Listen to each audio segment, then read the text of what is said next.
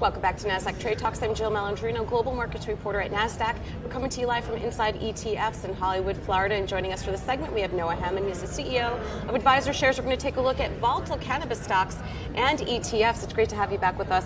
As always, and 2019 was definitely a down year, as well as a very volatile year for cannabis stocks. It was down 50% for the real pure play securities that are in that space for sure. I mean, it is an emerging space, but you also have the potential for a lot of growth there as it continues to mature. Would you agree with that? I would definitely agree. The pure play stocks will be very volatile, but there's other ways to play it. You can look at some of the M&A activities, whether it's tobacco companies or alcohol companies that we hold in something like our ACT, which is our Vice ETF. That's been a little bit more stable.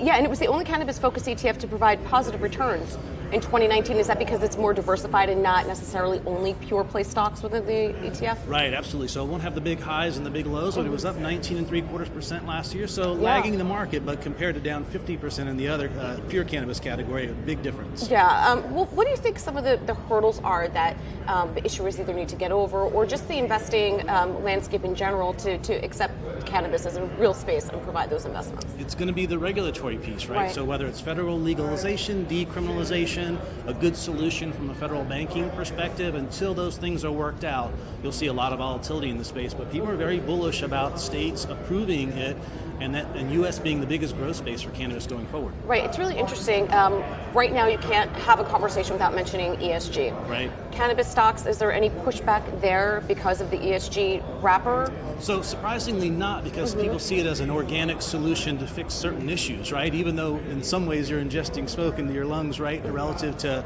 receiving it, there's other ways to take that. And you look at what pharmaceutical companies like AbbVie or Novartis are doing in the space, and so people look at that as organic, and I think it sort of straddles the line between whether it's ESG or not. Do you think 2020 will be a little bit more positive than 2019? What's going to change over the next decade? I think so. I think it'll be slow, though. There won't be some big dramatic approval, but I think maybe the Safe Banking Act is something that we could see approved, so that would deal with the banking issue, and that would be a huge positive. But I think you'll watch more states coming online before we'll see anything big from a federal perspective. Yeah, I mean, it seems like it's becoming almost mainstream right now. CBD is a big part of the conversation. Anything Absolutely. That's related to cannabis, really, not even just for people, but for pets and other sources of treatments also. And I think it's really interesting when you get into the pet space, which is, that's a huge industry. Huge. You start to see it popping up on the shelves everywhere. Everywhere. So when you talk about hemp and CBD, I mean, it's pets, it's medical, it's recreational, and it's clothing with hemp. So it's a lot of opportunities for growth in that space. And with hemp being federally legal now from an FDA perspective,